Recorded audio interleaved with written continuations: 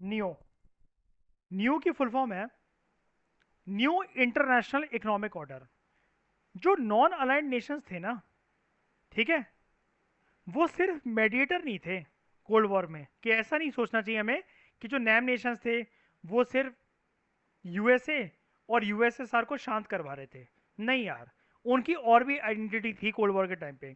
जो चैलेंज था ना बड़े सारे नैम नेशंस के लिए, ध्यान से सुनना, नैम नेशंस के लिए जो चैलेंज था ना, वो ये था कि बड़ी सारी जो कंट्रीज थी, जो नैम कंट्रीज थी, वो एलडीसी थी, कशिश समक्ष लीज डेवलप कंट्रीज थी। कहने का मतलब ये था, यार लीज डेवलप कंट्रीज कैसे यार, खुद मैंने आपको ये वाली चीज पहले बता चुका हूं मैं। यार अभी अभी तो आज़ादी पाई थी उन्होंने, अभी अभी दे gain freedom and independence from colonial powers. तो शुरू शुरू में कोई भी कंट्री लीज डेवलप कंट्रीज होती है, जब मैंने बताया था जब वो आज़ाद होती है, ये वाली बात हम इकोनॉमिक्स में भी डिस्कस कर चुके हैं कशिश, है ना, यूपीएससी में। उसके बाद वो डेवलपिंग कंट्रीज बनती हैं, उसके बाद फाइनली और डेवलपमेंट जब उनके अंदर आ जाती है तब वो जाकर फाइनली डेवलप्ड इकोनॉमी बनती है ना।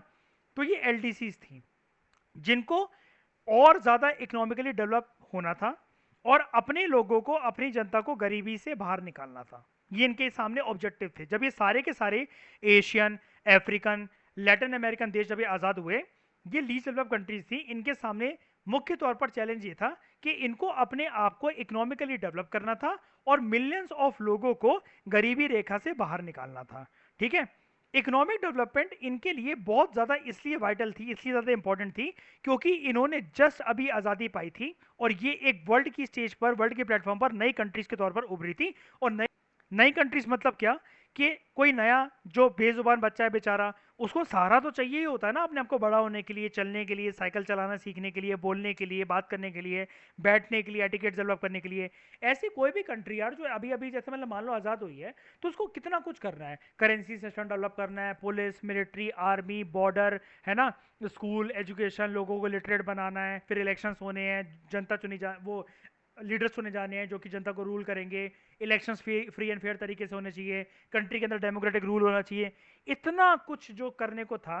तो एक बात बताओ, बट ऑब्वियस चॉइसेस तो इनके पास यही थी ना, जो कि सबको लगा था यार ये डेफिनेटली पक्का या तो कैपिटलिस्ट ब्लॉक को या कम्युनिस्ट ब्लॉक को ज्वाइन कर ही लेंगे, सबको यही लग रहा था, है ना। लेकिन फिर भी इसके अलावा इन्होंने अपनी, अब इन कंट्रीज को क्या लगा, विदाउट सस्टेन डेवलपमेंट, अगर लगातार हमारी डेवलपमेंट नहीं हुई, ठीक है, तो हमारी कंट्री बिल्कुल ट्रू तरीके से फ्री नहीं हो सकती।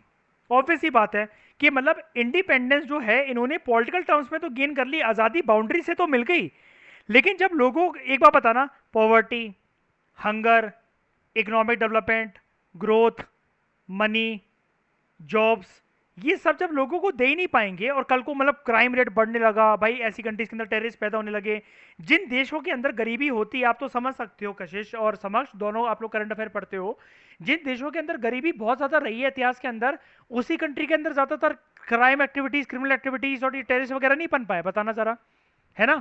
अफ्रीकन नेशंस में आपने सुना ना टेररिस्ट ऑर्गेनाइजेशन बोको हरम वगैरह, ये सब ये कैसे पनपी हैं, क्योंकि वो नेशंस अपने देशों, देशवासियों को फीड नहीं कर पाए कशिश। बट ऑब्वियसली बात है ना ये वाली चीज तो डेवलपमेंट बहुत जरूरी है ना।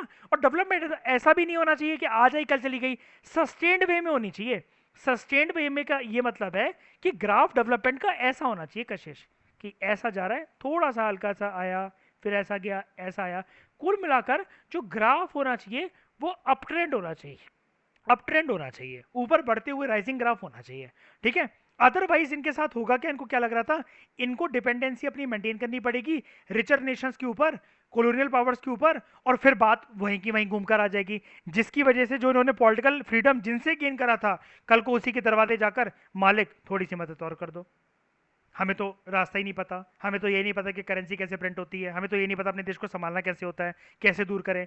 फिर अगेन जब आप ऐसी पॉलिटिकल, ऐसी सुपीरियर कंट्री से जब इनका सपोर्ट मांगोगे, तो उस टाइम पर वर्ल्ड की कंडीशन कैसी थी, वो आपसे ये कहेंगे या तो कैपिटलिस्ट ब्लॉक ज्वाइन कर लो या कम्युनिस्ट ब्लॉक ज्वाइन कर लो और फिर पाओ सपोर्ट।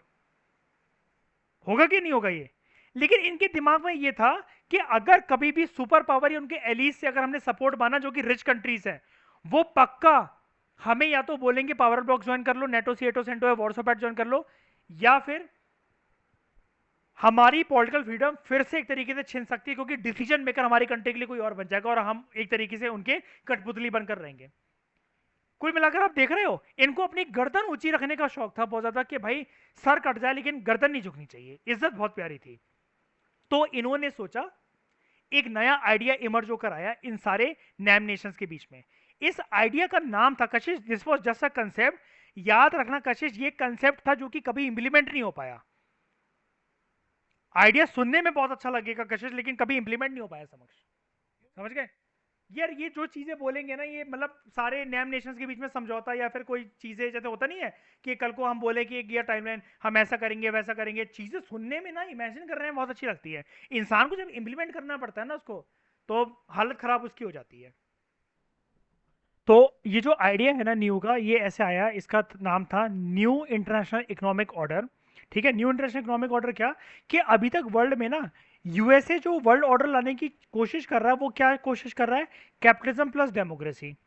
यूएसएसआर जो वर्ल्ड ऑर्डर लाने की कोशिश कर रहा है, कशिश समझ समझो इस चीज को, वो कोशिश कर रहा है कम्युनिज्म और सोशलिज्म। अब ये देख रहे हो, new international economic order. Economic order मतलब क्या, ये तो पॉलिटिकल ऑर्डर की बात करी हमने, कैपिटलिज्म डेमोक्रेसी, और ये कम्युनिज्म और सोशलिज्म है ना। इकोनॉमिक ऑर्डर मतलब क्या, कि जो इकोनॉमिक डेवलपमेंट होनी चाहिए ना, वो जो लेटेस्ट अभी कंट्रीज आजाद आजाद हुई हैं, एलडीसीज, लीस्ट डेवलप कंट्रीज, उनके फेवर में होनी चाहिए, कि सबको इसका फायदा मिले और कोई शर्त ना हो। शर्त यहां पर क्या रखी जा रही है, कि भाई हम फायदा दे देंगे, तुम कैंप ज्वाइन कर लो हमारा, या कैपिटलिस्ट ब्लॉक ज्वाइन कर लो, या कम्युनिस्ट ब्लॉक ज्वाइन कर लो। ये इनको शर्त नहीं चाहिए, और एक तरीके से सबकी डेवलपमेंट होनी चाहिए। तो ये जो न्यू का आइडिया है ना, ये इस पॉइंट के साथ रियलाइज हुआ कि इनको लक्ष्मण रेखा क्रॉस नहीं करनी। No, they do not want to join USA और यूएसएसआर, इधर यूएसए और यूएसएसआर को कोई, नीदर, सॉरी, नीदर यूएसए और नॉर यूएसएसआर, कुछ भी ज्वाइन नहीं करना इनको। ठीक है, तो हुआ क्या, उस टाइम पर एक रिपोर्ट आती है यूएन की। ठीक है, उस रिपोर्ट का नाम था, वेरी इंपॉर्टेंट, ये फुल फॉर्म आ सकती है, right, full form of UNCTAD. इस रिपोर्ट का नाम याद रखना, जिंदगी भर जब तक यूपीएससी क्लियर नहीं हो जाता, ये आप इसके बारे में आपको पढ़ना पड़ेगा, ये मतलब आता रहेगा कहीं ना कहीं। United Nations conference on trade and development, United Nations conference on trade and development, UNCTAD एक बॉडी है। ठीक है, यूनाइटेड नेशंस की, किसके ऊपर है बॉडी, है नाम से पता चल रहा है ना, ट्रेड के ऊपर और डेवलपमेंट के ऊपर। ये एक नई रिपोर्ट लेकर आई 1972 के अंदर। 1972 में एक रिपोर्ट लेकर आती है, सारे क्वेश्चन बन सकते हैं, मैं फिर से बता रहा हूँ, क्वेश्चन हालांकि मैं लिखवा दूंगा। यूएनसीटीएडी की फुल फॉर्म कब है, कौन सी ईयर में वो अपनी रिपोर्ट लेकर आई, रिपोर्ट का नाम क्या था, ये तो बॉडी का नाम है ना, रिपोर्ट का नाम भी तो होगा ना कुछ। रिपोर्ट का नाम ग्रीन से मार्क कर रहा हूँ, towards a new trade policy for development. Towards a new trade policy for development, कहने का मतलब क्या, नाम से ही पता चल रहा है ना कशिश समक्ष, बातें किसकी हो रही हैं, ट्रेड की, डेवलपमेंट की, ट्रेड की, डेवलपमेंट की। इसका मतलब यहां पर कोशिश ये नहीं करी जा रही, क्या क्या मैं ऐसा नहीं बोल सकता, लीस्ट डेवलप कंट्रीज का आपस में व्यापार कुछ इस प्रकार से हो कि सबकी डेवलपमेंट एक साथ सुनिश्चित हो, और उनको यूएसए, यूएसएसआर या उनके एली या कोई भी बिगर पावर के दरवाजे पर जाकर भीख ना मांगनी पड़े कि सर जी इकोनॉमिकली हेल्प कर दो, अब ये भी आजाद हुए हैं, पता नहीं है कि वर्ल्ड का सिस्टम कैसे काम करता है। क्लियर हुआ, पहले मुझे बताओ, कंटेक्स्ट क्लियर हुआ, कंटेक्स्ट क्लियर हुआ। तो ये इस न्यू के आइडिया ने ये बोला क्या, मतलब किस तरह के रिफॉर्म्स मतलब प्रपोज करे गए। यहां पर मेजरली रिफॉर्म्स जो प्रपोज करे गए, आराम से समझना, रिफॉर्म्स मेजरली प्रपोज करे गए ग्लोबल ट्रेडिंग सिस्टम के अंदर, कि ग्लोबल ट्रेडिंग सिस्टम इस प्रकार से होना चाहिए जो एलडीसी के फेवर हो। मैं बार बार बोल रहा हूं, तो रिफॉर्म्स आए क्या क्या, सॉरी आए नहीं, सॉरी प्रपोज क्या क्या करेगा, मैंने बोला था ना आइडिया इंप्लीमेंट नहीं हो पाया, इसलिए यहां पर वर्ड को प्रपोज करेगा। प्रपोज करने का मतलब क्या होता है कशिश, कि आपने कोई चीज मतलब मुझे बोली कि कल से ना ऐसे ऐसे करेंगे, इतना इतना टाइम इस सब्जेक्ट को देंगे, ऐसा पढ़ा करेंगे वैसा पढ़ा करेंगे। आप एक प्रपोजल लेकर आ रहे हो, जरूरी थोड़ी ना वो चीज इंप्लीमेंट हो जाए कि वैसी हो जाए। प्रपोजल हमेशा सुनने में बहुत अच्छे लगते हैं, जब प्लान बनता है कि चीज के लिए यहाँ घूमने चलेंगे, वहां घूमने चलेंगे, ऐसे फोटो खिंचवाएंगे, वैसे करेंगे, तो ये सब चीजें सुनने में बहुत अच्छी लगती है। वहां पर जाकर क्या पता वो चीज वैसी हो ही ना, वर्क ही ना करे, है ना। अब देखो, चार रिफॉर्म्स क्या प्रपोज करेगा। नंबर वन, एलडीसी को, एलडीसी को उनके ऊपर कंट्रोल दे रही, मतलब ये बोला गया, LDC should be given control over there natural resources. ध्यान से समझना इस बात को,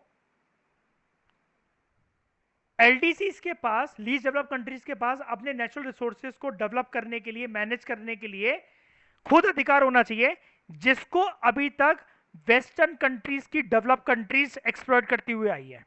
ब्रिटेन इतना एक्सप्लॉइट कर गया, और भी कॉलोनाइजर थे फ्रांस वगैरह एक्सप्लॉइट कर गए।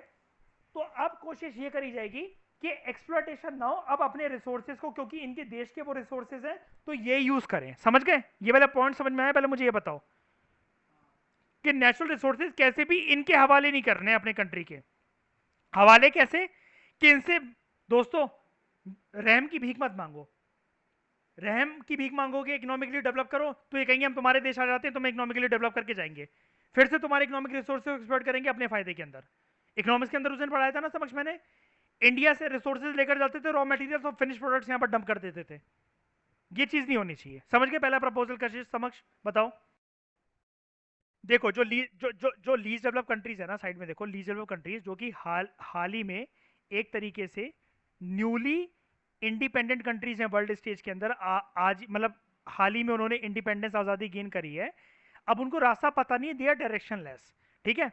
तो ये बोला जा रहा है कि अभी तक ऐसी कंट्रीज जो कि अभी तक गुलाम थी इन कॉलोनियल कंट्रीज की, इनके नेशनल रिसोर्सेज को अभी तक वो कॉलोनियल पावर्स एक्सप्लॉइट करते हुए आ रहे थे।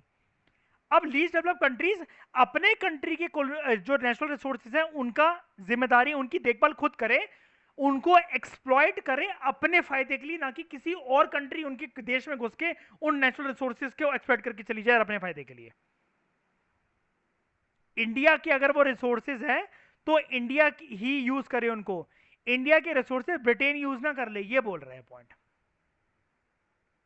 तो इनको बेवकूफ नहीं बनना चाहिए दोबारा, ये कहने का मतलब ये है इस पॉइंट का, कि अपने रिसोर्सेज दूसरों के हवाले मत कर दो, कि दूसरा वाला बोले कि कल को आपको ये बोले कि आप मुझे ये बोलो यार मेरे पास ना 1 करोड़ रुपए है, मेरे पापा ने लिखवाए है, मेरे नाम 1 करोड़ रुपए करे हैं, तो मैं आपको ना ये बोल रहा हूँ चलो इसको इन्वेस्ट करते हैं, 10-15 बिजनेस खोलते हैं और आपके पास इनकम आएगी। नहीं यार, आप अपनी जिम्मेदारी खुद संभालो, अपने 1 करोड़ रुपए किसी को मत दो। आपके हैं, चाहे उनको वेस्ट कर दो, चाहे आग लगा दो, चाहे उनसे 1 करोड़ से 2 करोड़ बनाओ, लेकिन वो आप करो, किसी और को अपने पैसे मत दो कभी। ये चीज है। समझ गए? उसके बाद एलटीसीज का ये बोला गया कि एलटीसीज को हमें एक्सेस देना चाहिए वेस्टर्न मार्केट के अंदर। ठीक है? ताकि एलटीसी, अभी तक क्या करते हैं वेस्टर्न कंट्रीज ना, एलटीसी की कंट्रीज के मार्केट का बहुत फायदा उठाती हैं कि तुम अपनी इकोनॉमी खोल दो, हम यहाँ पर इन्वेस्टमेंट करेंगे, फ्रेंचाइजीज खोलेंगे, तुम्हारे लोगों को रोजगार देंगे, लेकिन सारी की सारी इनकम तो उनके पास चली जाती है ना। जैसे मैं आपको एक एग्जांपल देता हूँ, मैकडी है, मैकडी बाहर की कंपनी है, खा हम लोग रहे हैं, काम सारे इंडियंस कर रहे हैं इसके अंदर, और जो रेवेन्यू है वो वहां जा रहा है अमेरिका। तो वेस्टर्न मार्केट का एक्सेस ना एलटीसीज के लिए भी ओपन होना चाहिए, ताकि लीस्ट डेवलप कंट्रीज भी अपने प्रोडक्ट वहां पर सेल कर सके और ट्रेड को ज्यादा बेनिफिशियल बना सके, स्पेशली पुअर कंट्रीज के फायदे में वो वाली चीज हो कि जिससे पुअर कंट्रीज जो है एलटीसीज कंट्रीज हैं, एटलीस्ट एलटीसी के जोन से, एरेना से बाहर निकल के एटलीस्ट वो अपने आप को डेवलपिंग कंट्रीज बना सके। वेस्टर्न मार्केट में एलटीसीज का एक्सेस होना चाहिए ताकि ये अपने रिसोर्सेज को बेच सके।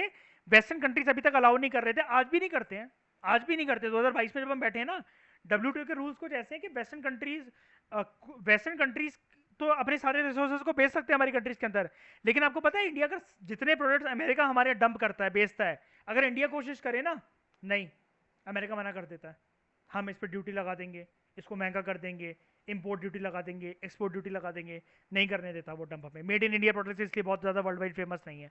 ठीक है? ये देखो, उसके बाद ये बोला गया टेक्नोलॉजी की कॉस्ट रिड्यूस करी जाए एलडीसीज के लिए, और ये कॉस्ट कौन रिड्यूस करेगा? Western countries. क्यों? ताकि टेक्नोलॉजी का एक्सेस अभी तक तुम्हारे पास था, वेस्टर्न कंट्री से बोला जा रहा है कि अभी तक जो टेक्नोलॉजी का एक्सेस तुम्हारे पास था, जिसकी वजह से तुमने अपने आप को इकोनॉमिकली डेवलप बनाया, प्रॉस्परस बनाया, अब वो टेक्नोलॉजी शिफ्ट कर दो एलडीसीज के लिए, उनको भी सिखाओ कि ये डेवलपमेंट कैसे होती है, इन्वेंशन कैसे होती है, इनोवेशन कैसे होती है, ताकि इन टेक्नोलॉजीज का अब फायदा एलडीसीज उठा सके, अपने आप को डेवलपिंग पाथ पर लाएं, फिर उसके बाद वो डेवलप पाथ पर लाएं। और लास्ट है, एलडीसीज का रोल होना चाहिए इंटरनेशनल इकोनॉमिक इंस्टीट्यूशंस में, उनका बहुत ग्रेटर रोल होना चाहिए, उनकी आवाज भी, उनकी ओपिनियन भी मायने रखने चाहिए, like IMF, WTO and world bank. इसके आगे ये चीज लिख देना, like IMF, WTO and world bank, international economic institutions में इनकी आवाज होनी चाहिए इस तरीके से। मुझे एक बात बताओ, ये आप समझ गए प्रपोज रिफॉर्म्स थे, क्या वेस्टर्न कंट्रीज मानेंगे इतना कुछ करने के लिए उस जमाने में? 1972 की बात है जब ये रिपोर्ट आई। आप समझ गए ये रिफॉर्म फेल क्यों नहीं इंप्लीमेंट हो पाए? एलटी भाई तुम कह रहे हो एलटीसी के लिए सब वेस्टर्न कंट्री को करना चाहिए, तुम्हारे कहने से क्या होता है? जैसे कल को आप ये कहो कि आपको ना यार ऐसा करना चाहिए, वैसा करना चाहिए, आपको ये पढ़ाना चाहिए, वो पढ़ाना चाहिए, ऐसा पढ़ाना, तुम्हारे कहने से मैं अपने आप को चेंज कर दूंगा क्या?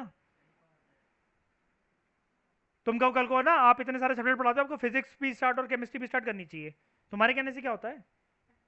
मैथ्स पढ़ाओ कल को, मैं कहूँगा हाँ ठीक है भाई, जिसको फुल चाहिए वो मुझसे पॉलिटिकल साइंस पढ़ने आ जाओ, जिसको फेल होना है वो मुझसे मैथ्स की ट्यूशन लगवा लो। और एक बार बताओ, कितने बेवकूफ हैं तुम, बैठकर यार पॉलिसी बना रहे हो, रिपोर्ट लेकर आ रहे हो कि ट्रेड तुम्हारे फेवर में होना चाहिए, ना सलाह मशवरा करा तुमने, ना उनसे कुछ पूछा, अपने आप ही अपने जोन में खुश होकर कि वेस्टर्न कंट्री को ऐसा करना चाहिए, तुम्हारे कहने से क्या होता है? मोदी को ऐसा करना चाहिए भाई, तब मोदी सुन लेगा तुम्हारी बातें, मान लेगा, ये चीज है। ठीक है, तो दोस्तों बाकी की बातें नेक्स्ट डिस्कशन में। Thank you very much for discussion.